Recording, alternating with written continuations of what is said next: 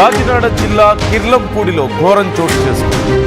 సోమవారం దగ్గర హైవేపై కారు బీభత్సం సృష్టించింది. బస్సు కోసం వేచి ఉన్న విద్యార్థులు స్థానికులపైకి ఆ కారు దూసుకెళ్ళింది. ఈ ఘటనతో 3 ప్రాణాలు కోల్పోతే 7గురికి తీవ్ర గాయాలయ్యాయి. క్షతగాత్రులు ప్రత్తిపాడు ప్రభుత్వాసుపత్రికి తరలించి అక్కడ చికిత్స అందిస్తున్నారు స్థానికులు. కారు ఫ్రంట్ టైర్ పేలడంతోనే ఈ పెను ప్రమాదం చోటు చేసుకుందంటూ తెలుస్తోంది. మృతులు మోర్త ఆనందరావు, మోర్త కొండయ్య, కాకాడ రాజుగా తెలుస్తోంది. మనం స్క్రీన్లో చూస్తున్నాం. ఒక కారు ఒక్కసారిగా అక్కడ ఉన్న వాళ్ళ మీదకి దూసుకెళ్ళిపోవడంతో అక్కడ జరిగినటువంటి భారీ నష్టాన్ని మనం చూస్తున్నాం. ఒకసారి ఆ కారు కండిషన్ చూస్తున్నాం. ఎంత పెద్ద యాక్సిడెంట్ జరిగిందనేది, ఎంత పెద్ద డిస్ట్రక్షన్ అక్కడ జరిగిందనేది మనం చూస్తున్నాం.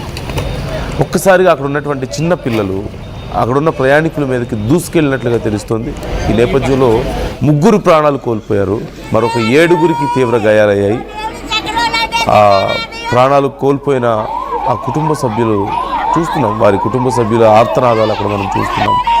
వారు పడుతున్నటువంటి బాధ, గుండెలు బాదుకుంటూ తమ వాళ్ళు ఇక లేరన్నటువంటి ఆ చేదు నిజం దిగమింగలేక వాళ్ళు పడుతున్నటువంటి బాధని ఒకసారి మనం చూడొచ్చు. అంటే ఏ తప్పు చేయకుండా, ఏ పాపం తెలియకుండా రోడ్డు పక్కన నించున్న వాళ్ళ మీదకి ఒక్కసారిగా కారు రావడం, వాళ్ళ ప్రాణాలు పోవడం, వాళ్ళ కుటుంబాలు రోడ్డున పడడం ఎంత దారుణమైన స్థితి. మరోవైపు ఆ ప్రమాదానికి కారణమైనటువంటి కారు మనం చూస్తున్నాం. ఇప్పటికీ అందుతున్నటువంటి సమాచారం ప్రకారం అయితే ఆ ఫ్రంట్ టైర్ పేలడంతోనే ఈ ఘటన జరిగినట్లుగా తెలుస్తుంది. టైర్ పేలడంతో ఆ వేగంలో ఒక్కసారిగా అదుపు తప్పి బస్సు కోసం వెయిట్ చేస్తున్నటువంటి ఆ విద్యార్థుల మీదకి, స్థానికుల మీదకి దూసుకెళ్ళినట్లుగా తెలుస్తుంది. ఒక్కసారి ఇప్పుడు నేను చెప్తున్న వార్త కొంచెం కఠినంగా ఉండొచ్చు, సున్నిత మనస్కులు కలవరపడవచ్చు, జాగ్రత్తలు తీసుకోవాలని ఆర్టీవీ మీకు సూచిస్తుంది. Viewers district is advised. వార్తను మీకు పూర్తిగా చేరవేయడమే నా ఉద్దేశం. ఒక్కసారి అక్కడ ఉన్నటువంటి పరిస్థితిని నేను మీకు చూపించే ప్రయత్నం చేస్తాను. వాళ్ళ కుటుంబ సభ్యుల పరిస్థితి కానీ, ఆ ఘటన జరిగిన తర్వాత అక్కడి పరిస్థితి కానీ ఒక్కసారి నేను మీకు క్లియర్గా చూపిస్తాను.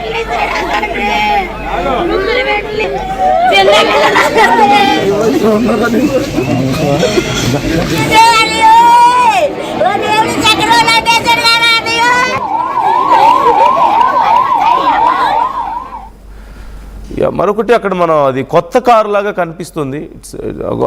అది ఒక ఫంక్షన్కి సంబంధించిన కారు లాగా కనిపిస్తుంది. మనం చూడొచ్చు ఆ కార్కి కొన్ని రోజెస్ పెట్టారు, రిబ్బన్స్ పెట్టారు. సో అది ఒక ఫంక్షన్కి వెళ్ళేటువంటి కారు లాగా కనిపిస్తుంది. ప్రకాష్ జాయిన్ అవుతున్నారు, మా ప్రతినిధి. ప్రకాష్ అడిగి తెలుసుకుందాం అసలు డీటెయిల్స్ ఏంటనేది. ప్రకాష్, రోడ్డు పక్కన ఉన్న వాళ్ళ మీదకి కారు దూసుకెళ్ళింది అంటూ తెలుస్తుంది. 3 ప్రాణాలు కోల్పోయారు, 7గురు గాయపడ్డారు. బట్ ఇది అసలు ఎలా జరిగింది? టైర్ పేలడమే కారణమా, ఇంకేదైనా కారణం ఉందా? స్థానికులు ఏమంటున్నారు, పోలీసులు ఏమంటున్నారు?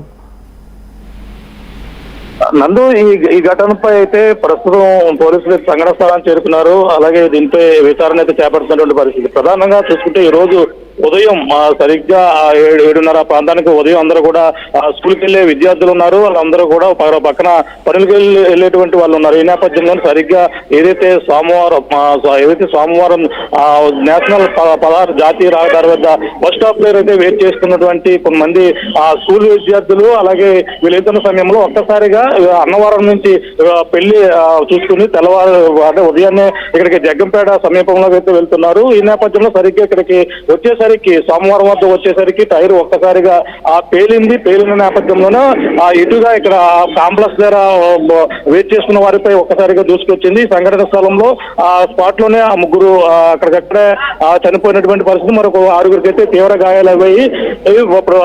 వారిని అయితే ప్రభుత్వ ఆసుపత్రికి తీసుకు తరలించి వాళ్ళకైతే చికిత్స అందిస్తున్నటువంటి పరిస్థితి అయితే కనపడుతుంది. ఇది ఏదన్నా చాలా ఘోర రోడ్డు ప్రమాదం. వెంటనే నియోజకవర్గ ఎమ్మెల్యే ఎవరైతే ఉన్నారో జ్యోతుల నెహ్రూ కూడా ఇక్కడ చేరుకుని వీళ్ళైతే మృతులందరూ కూడా మెరుగైన వైద్యం కోసం కాకినాడ అయితే తరలించారు. మిగిలిన ప్రస్తుతం ఈ యొక్క మృతి ఎవరైతే చనిపోయిన వారు ఉన్నారో వాళ్ళని అయితే ప్రస్తుతం పెద్దాపురం ప్రభుత్వ ఆసుపత్రిలో ప్రతివాడి ప్రభుత్వ ఆసుపత్రిలో పోస్ట్ మార్టం నిర్వహిస్తున్నటువంటి పరిస్థితి ప్రధానంగా కనపడుతున్నందు ఈ ఘటనపై కేసు నమోదు చేసి జగ్గంపేట వైఆర్కే శ్రీనివాస్ కూడా ఈ సంఘటనపై కేసు నమోదు చేసి దర్యాప్తు చేస్తున్నటువంటి పరిస్థితి ప్రధానంగా కనపడుతున్నందు. ప్రకాష్, అది కార్ అంతా కూడా డెకరేట్ చేసి కనిపిస్తుంది, రిబ్బన్స్ కానీ ఫ్లవర్స్ కానీ అవన్నీ ఉన్నాయి.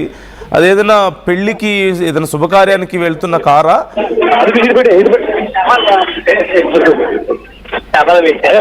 అంటే ఉదయం సమయంలో అంటే రాత్రి అన్నవరంలో వివాహం చూసుకున్నారు. వివాహం చూసుకుని తర్వాత అందులో ఆ పెళ్లికి సంబంధించిన వాళ్ళు కూడా ఉన్నారు. ఈ నేపథ్యంలోనే అంటే రెప్పపాటు పడి ఈ విధంగా ప్రమాదం జరిగిందా లేదంటే టైర్ పేలి ప్రమాదం జరిగిందా అనే అనేక కోణాలు అయితే అనుమానాలు అయితే వ్యక్తం చేస్తున్నటువంటి పరిస్థితి. కానీ ఈ ఘటనపై ముగ్గురు ఈ విధంగా చనిపోవడం అనే దానిపై కూడా దీనిపై బంధువులు అయితే కన్నీరు మున్నీరుగా వెలిపిస్తున్నారు. ఈ ఘటనపై అయితే ప్రస్తుతం మరిన్ని విషయాలు అయితే తెలియాల్సిన అవసరం ఉంది. నందు లోపల ఉన్న వాళ్ళ పరిస్థితి ఏంటనేది ఏమైనా తెలిసింది? అంటే మనకి ఇక్కడ నుంచి చూస్తే ఫ్రంట్ పార్ట్ అంతా కూడా పూర్తిగా డ్యామేజ్ అయి ఉంది. లోపల బెలూన్స్ ఓపెన్ అయ్యాయి, ఎయిర్ బ్యాగ్స్ ఓపెన్ అయ్యి ఉండడాన్ని మనకు కనిపిస్తుంది. అట్ ది సేమ్ టైం అక్కడ బస్ స్టాప్ దగ్గర స్కూల్ పిల్లలు ఉన్నారంటూ కూడా తెలుస్తుంది కదా. పిల్లల పరిస్థితి ఏంటి? వాళ్ళకి ఏం కాలేదు కదా? కాలేజ్కి వెళ్ళినటువంటి ముగ్గురు ఉన్నారు. మొత్తం ఈ ఘటనలో అయితే 10 మంది వరకు ఉన్నప్పటికీ అందులో ముగ్గురు సంఘటన స్థలంలో అయ్యారు, మరో 7గురికి అయితే గాయాలయ్యాయి. అందులో ముఖ్యంగా కాలేజ్కి వెళ్ళేటువంటి విద్యార్థులు ఉన్నారు, అందులో 2 మహిళలు ఉన్నారు. ఈ నేపథ్యంలోనే వాళ్ళని కూడా మెరుగైన వైద్యం కోసం అంటే వాళ్ళ ఇద్దరు పరిస్థితి ఇష్టంగా ఉందని కూడా చెప్పుకొస్తున్నారు. దీంతో పోలీసులు అయితే విచారణ అయితే చేపడుతున్నటువంటి పరిస్థితి ఉంది. లోపల ఉన్న వాళ్ళ సంగతి ఏమైనా తెలిసిందా ప్రకాష్ మనకి?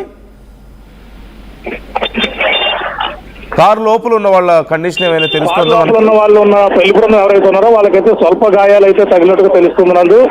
అంటే ఇంకా పూర్తి వివరాలు అయితే తెలియాల్సిన పరిస్థితి ఉంది. ప్రస్తుతం అయితే సంఘటన స్థలానికి అయితే చేరుకున్నటువంటి పరిస్థితి ఉంది. ఇప్పుడు అయితే ఇక్కడ ఎటువంటి పరిస్థితులు ఉన్నాయి అనేది కూడా ఇక్కడ స్థానికులు కూడా జరిగినటువంటి తీరుపై కుటుంబ సభ్యులు కావచ్చు అందరూ కూడా వచ్చి ఇక్కడైతే కన్నీరు మున్నీరుగా వెలిపిస్తున్నారు.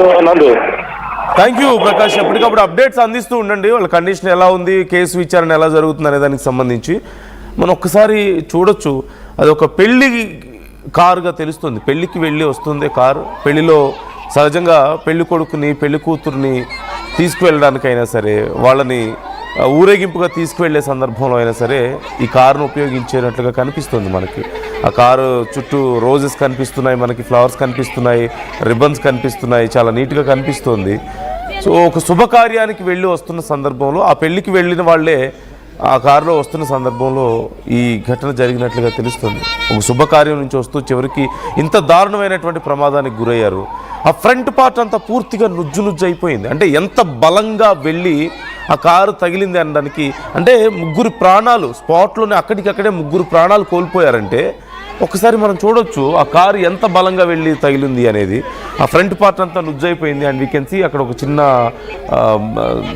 బైక్ కూడా కనిపిస్తుంది, 2 వీలర్ కనిపిస్తుంది. ఆ బైక్ కూడా డ్యామేజ్ అయిపోవడానికి మనం చూస్తున్నాం. ముగ్గురు ప్రాణాలు కోల్పోయారు, మరొక 7గురికి గాయాలయ్యాయి. అందులో కాలేజ్ స్టూడెంట్స్ ఉన్నట్లుగా తెలుస్తుంది. మృతుల సంఖ్య మరింత పెరిగే అవకాశం ఉందంటూ చెప్తున్నారు. మరోవైపు అక్కడ హాస్పిటల్ దగ్గర సిచ్యువేషన్ మనం చూస్తున్నాం. ప్రాణాలు కోల్పోయినటువంటి వాళ్ళ కుటుంబ సభ్యులు, వాళ్ళ బంధువులు అక్కడ కన్నీరు మున్నీరుగా ఏడుస్తున్నారు, గుండెలు బాదుకుంటూ ఏడుస్తున్నారు. ఏ పాపం తెలియని తమ కుటుంబ సభ్యులు, తమ మిత్రులు, రోడ్డు పక్కన నించున్న వాళ్ళు ఒక్కసారిగా ఇలాంటి ఘటనలో ప్రాణాలు కోల్పోతే, లేదంటే తీవ్రమైనటువంటి గాయాలతో కొంతమంది ప్రాణాపాయ స్థితిలో ఇప్పుడు హాస్పిటల్లో ఉంటే ఎవరిని బ్లేమ్ చేయగలుగుతారు? వాళ్ళు ఎవరినని అడగగలుగుతారు? వాళ్ళకి జరిగిన నష్టాన్ని తలుచుకొని ఎంత బాధపడుతుంటారో మనం ఒక్కసారి అర్థం చేసుకోవచ్చు. మరోవైపు ఎవరిని అడగాలి?